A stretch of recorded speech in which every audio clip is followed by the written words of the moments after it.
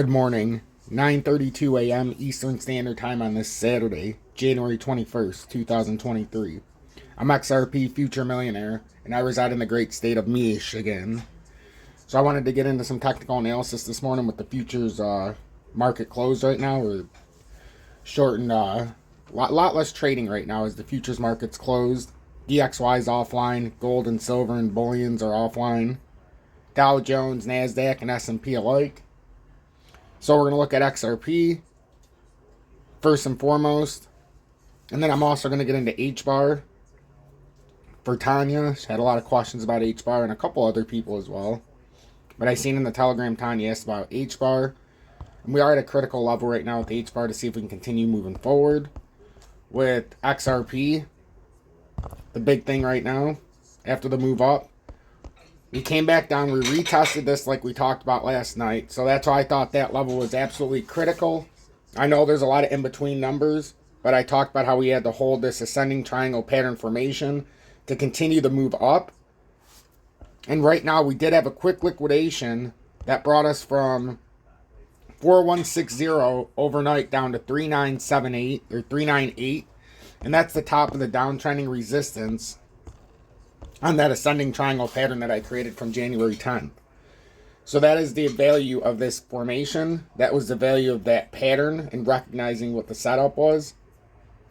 And if we fall back within here, if it would have broke the 398, it could have come all the way down to the uptrending support at 373. And then ultimately down, or the 372, that's symmetrical support. And then down to the downtrending resistance that is now support. It could have came all the way down to 362, but it held the ascending triangle pattern at 398 and used it as support instead of resistance that I've been using the last couple of times.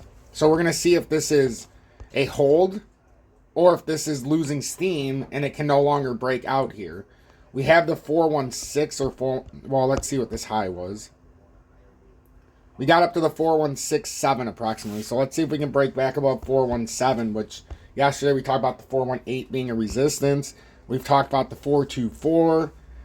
I mean, there's so many levels that you can talk about. But to me, the major formation was this ascending triangle. Made no bones about it. Said most cases we would have to reconsolidate, have some kind of pull down, and hold this ascending triangle formation, the downtrending resistance as support now, which we've done so far.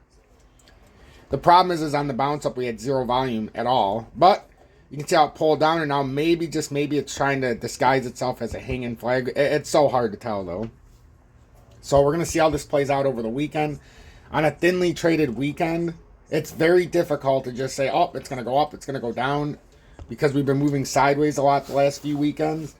But we still have this greater ambition if we can hold this formation and ultimately get past like the 426, and then the 432, and then the 442 would be a big level up here on our journey to 45 cents if we can even make it. 45 cents is just a number that's up higher inside of this pattern, this ascending triangle, that would allow you to push up and maybe hold this at the 442 as support. But you would have to break 442 to even start pushing those levels. So that's as clear as I can make it this morning. Watch this ascending triangle. See if we can continue to hold it as support. We've already had one liquidity dump that held this downtrending resistance as support for the first time. So that's the criticalness of this pattern. I know a lot of people don't like my setups, but this is what works best for me, and I believe using these formations is easiest, especially for a newer trader. Instead of getting into the fancy terminology, I'm trying to make it as easy as possible for you to follow each and every day. So what I do is a in-depth technical analysis every day. I set up the chart so that you can see the trading range. I'm not going to tell you whether to buy or sell. I'm not a financial advisor. But what I can do is help you get in the proper position to understand whether or not you should buy, sell, or consider, sitting to the sidelines, which only you can make that determination. If we look at Hbar, Hbar's had a hell of a run in 2023 so far. It is up 71% year to date. I know it hit a little bit higher than that yesterday, but, it's a natural retracement. And Tanya, if you're watching, which I know you are, this came up to my highest levels right now of resistance in this pattern formation. This is drawn out from much farther in the pattern, and this is a very critical resistance level to me. Everybody's going to have their own interpretation, but it's hugging it right now. And one could say that this turned itself into a bear flag with this breakdown. I know it looks disguised, but a lot of times when it breaks down like this, if it loses this area, here's the point. If it loses this 7-2 roughly, 719, then we're going to start to contend with the 20-day and the 1 hour time frame, which is right below us at 0708. And then you've got the next level that seems logical, the 665. So you've got to make a very, very important decision right now. Was that run enough for you to take some profits? Because to me, if it breaks south of this blue line, it already did once, but it held.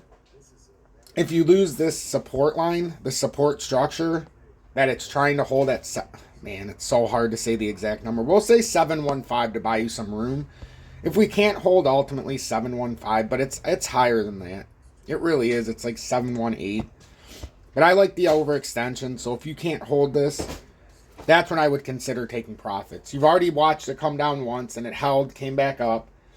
Now we need to see if it breaks out of this range in the short term and see what kind of volume is coming in, because we don't have much. This is where you could very quickly reverse on a thinly traded weekend. But this hasn't broke the formation. So until it breaks the formation, this pattern is still valid. If we're looking at it, well, what kind of uptrending would we come down to if it did bust down or break down out of here?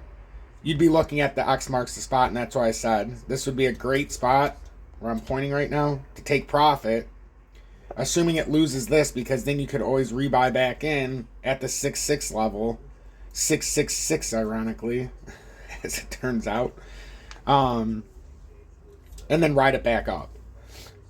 That's if it held that uptrending support. But right now we're going to have to see. Now that we came up here so parabolically quickly, there's always times of retracement. So let's say we lost this line, Tanya. That would be a 8% drop. 7.75% from 719 down to 664 approximately. So if you're asking me when you should take profit, I would say if we lose this, it depends if you're a long-term holder or not. If you're just looking for profit and looking to hold on to some, this would be a great time if we lose this support line. It's an uptrending support. It's something that we've come up to, broke out above, but now trying to hold as support. So if we lose the 719 especially, that's when you can consider using some, take some profit, because then it's going to be a 7.75% drop down to the first real support at 667, 666. And then if we lose that, obviously the 200 days at 6.2, and then we might have to restart this all the way down at 5.4. But that's so far down the road. So that's what I'd be looking at right now. Hopefully that helps. That's just a quick synopsis of what's going on here in the range. I'm not going to show you like way down the road or, if it breaks down too far. But this is what I'd be looking at to take profits. If we lose the 719, you can even do the 716, 715, but 719 is the actual line right here. If we lose that, I would take profits, because it seems to me we'd come down to the 0666, which is a 7.75% decrease. So that's the best I can show you there. XDC, we got rejected so far in this uptrending resistance. It hit it perfectly though at the 2.9. So it's done exactly what we were hoping for, and then it came all the way back down to our support structure at the 2.8. That's why I said we're in between the 2.8 support, 2.9 resistance. We'll see what wins out. 2.9 got rejected, and right now it looks like a bear flag is forming. But we'll see if we can get back out of this area. With the volume profile, it looks like a bear flag. Could be disguised though. Here we had a quick wick break up, so we'll see what happens. But it's kind of in a channel now. It's starting to form here. Very short-term channel. So we're going to see. We need to break above 2.9 before we lose the 2.8. Otherwise, if we lose the 2.8, we come back down to the 2.71. So that's the tight range in XDC. And then XLM. I'm trying to do this really quickly so you guys can get a lot of information in this update. XLM still on the top side here, but we are up against this cup and handle. We can actually draw out the next part of this pattern based on two different angles. We can either say, all right, we're starting to triple top.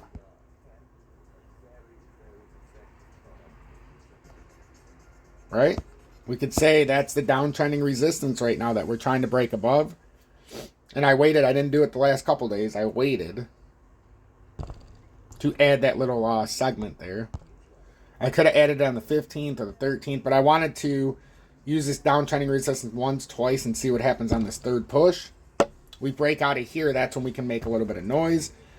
The 9.9 is not the next level, but it's the next big level for me with XLM. If we can break out of here. But right now, this could be a topping reversal here. That's the thing, like these patterns. You know, it's the nervous part when we're not getting that extreme volume push when we get to these levels, because what can end up happening is these patterns can end up running their course. But we only know that, we'll only know that if this setup fails. We'll only know this if we break back down. That's why I'm putting this out here like this. Some people aren't going to agree with my method, but this is what I like. So now we've got resistance on Saturday, January 14th, resistance on January 16th, and resistance on January 21st, assuming it holds. Now, there's no guarantee this holds. This is how you break out of this formation. And if we can, you're starting to tippy-toe your way up to that 9.9 level. If you fail and get rejected, you come back down to this uptrending support, which could bring you all the way down to 8.5. And that started on January 18th. You've had 1, 2, 3 hits on the support, 3 hits on resistance so far. The support side just took longer to come down to. And then obviously if it breaks down, you also have this level right here. And this was the breakout of this formation at 8.557. But there's a lot in between that. That's why I focused on this chart, because we're going to have to deal with a lot of stuff. But you can see right here, the 8.5 is also the uptrending support. So works out very well between the two charts.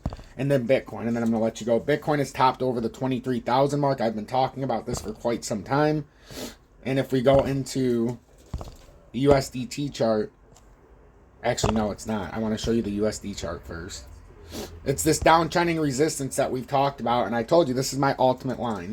That is the ultimate line to see if we can break out. We've hit it perfectly on the downtrending resistance at 23,300. Made no bones about this move.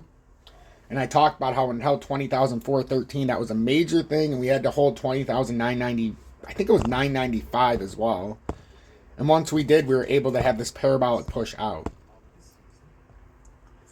955. So, and then we bounce off of that beautifully. And now we're up to this 23,000 level. I don't find it any surprise. No surprise whatsoever. I talked about how maximum pain can happen at 23. And even if it broke out over here, we would still have this big formation up here at 26,200 approximately. But 23K I thought was all but certainty that it was going to come up here. So I've been talking about it so much. And now we've hit that downtrending resistance. So let's see if we can break out over the 23,000.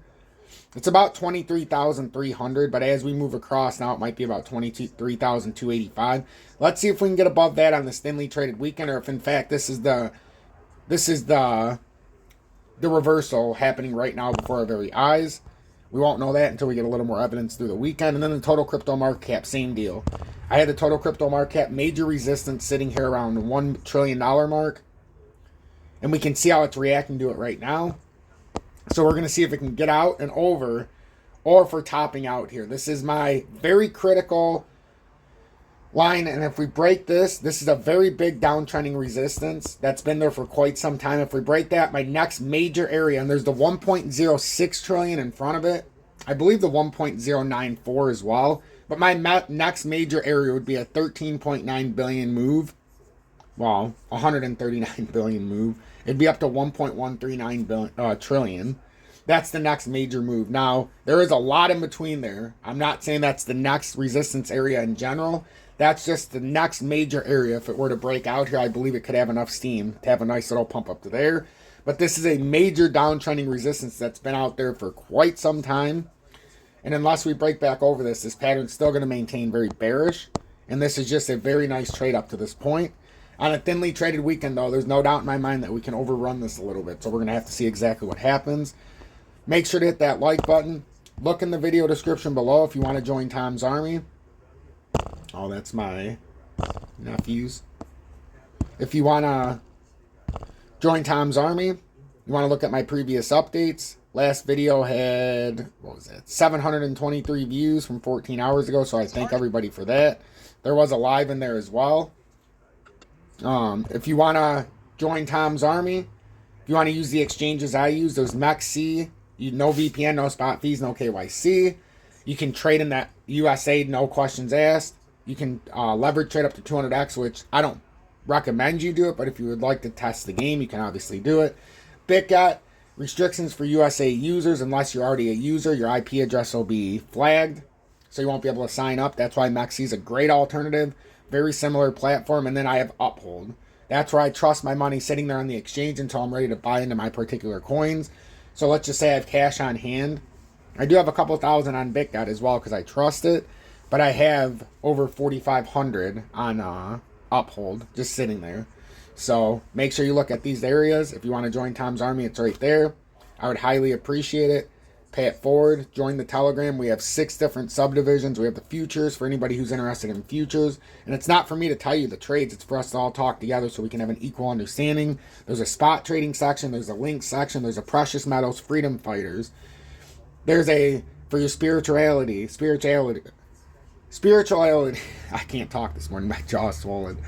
If you want to increase your spirit, there's also a section with that with Electro Nick. It's his own little Telegram, but it's fucking fantastic and fire. And then we also have the precious metals section and nature around the world. And that's all included just for joining Tom's Army. So I hope to see you on the other side. Hashtag be better, do better. Hashtag fight assassins. And remember, help one person each and every day. Because if I don't do my part and you don't do your part, there's simply no point. And if we do this together instead of as individuals, we can't be stopped.